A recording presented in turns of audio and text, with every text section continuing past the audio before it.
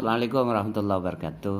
Untuk Bapak Ibu pengajar di lingkungan LP Ma'arif NU Sutojayan, saya kemarin malam sempat bersilaturahim dengan pihak pondok pesantren dan melakukan hearing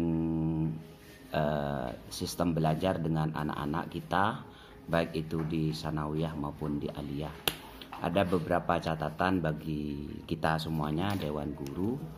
Yang pertama, yang jadi problem siswa itu dan juga menjadi perbincangan di kalangan orang tua, yang pertama yaitu jangan sekali-kali Bapak Ibu guru kalau bisa memberikan soal-soal kepada anak padahal materi belum dijelaskan. Dan itu jadi lucu. Karena biasanya kita jelaskan dulu di kelas baru kita uji kemampuan anak itu, kok tiba-tiba memunculkan soal padahal materi itu belum dijelaskan. Akhirnya pontang-panting orang tua mempelajari itu karena anak pasti bertanya ke orang tuanya. Ini harus jadi catatan kita semua. Sekali lagi saya simpulkan, jangan membuat soal padahal materinya belum dijelaskan. 1, 2, 3 anak mungkin tidak ada masalah, tapi lebih separuh dari itu bermasalah dan akan menimbulkan kekecewaan terhadap wali muridnya. Kenapa kok begini? Padahal awaslah, hati-hati bahwa anak itu belum punya pegangan buku, belum punya buku pegangan. Jadi anak itu tak punya apa-apa di rumah. Jadi sebaiknya kita jelaskan dulu materinya, kemudian baru kita uji anak-anak itu. 1. Kemudian yang kedua, Bapak Ibu sekalian, waktu untuk anak belajar di rumah itu cuma 1 jam. 1 jam mata pelajaran. Jadi dari jam 7.30 sampai 8.30. Kalau nanti diberi beban belajar terlalu berat, waktunya habis. Dan jangan sampai kaku-kaku, kalau tak setor hari ini tak ada nilai. Ini berbahaya ini. Kalau tak setor hari ini nggak ada nilai, itu akan menimbulkan kemarahan baik murid maupun wali murid. Dan salahnya kita juga. Karena anak-anak itu di rumah belum karena ini sistemnya daring. Mungkin ada anak yang tak punya kuota, atau ada anak yang punya kuota tapi ada masalah dengan jaringan, atau ada masalah anak itu harus tak punya HP, akhirnya nyari ke temannya. Jadi di sini ini harus kita sikapin, tidak salah kita, karena memang tak tahu kondisi real masalah di bawah. Karena itulah saya berusaha menelusuri, mencari informasi ke bawah tentang problem yang dihadapi siswa-siswi itu. Yang ketiga, jangan sebagaimana prinsip awal, jangan dipaksakan anak mengerjakan banyak soal-soal. Sekali lagi, jangan paksa anak mengerjakan banyak soal-soal padahal panjenengan juga belum menjelaskan secara rinci. Jangan dianggap anak itu seperti otak kita, bisa cari sendiri, cari referensi sendiri. Ya, apalagi di pondok, dia tak punya banyak buku untuk bertanya, untuk mencari. Kalau yang di luar bisa cari ke teman-temannya, kalau di pondok ini tambah masalah ini.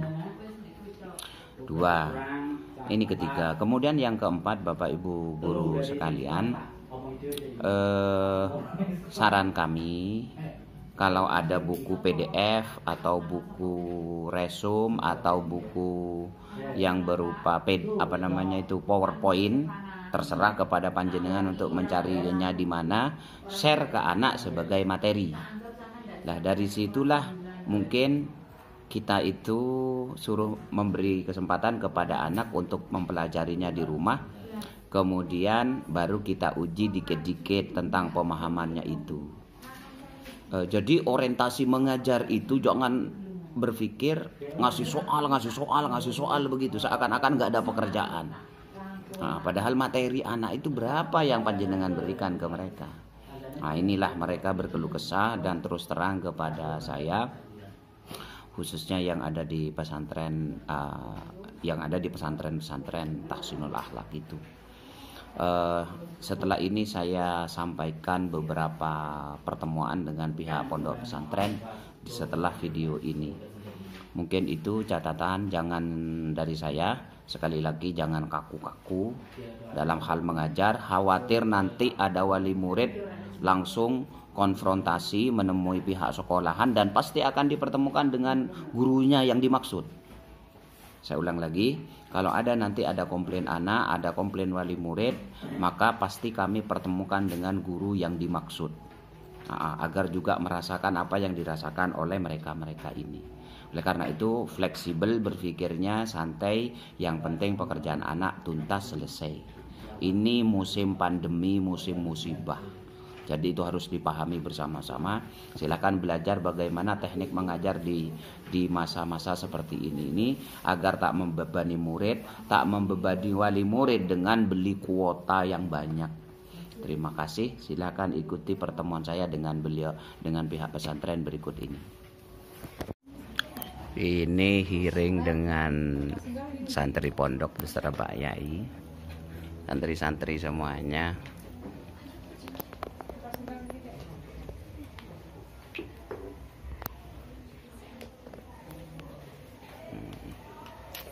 Tentang sistem pembelajaran di MTS dan di MA.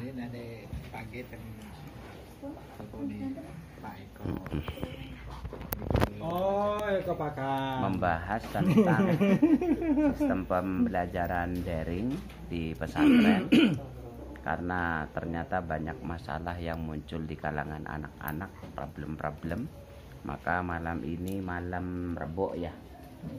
Malam Rebo nih tanggal 21 Julai.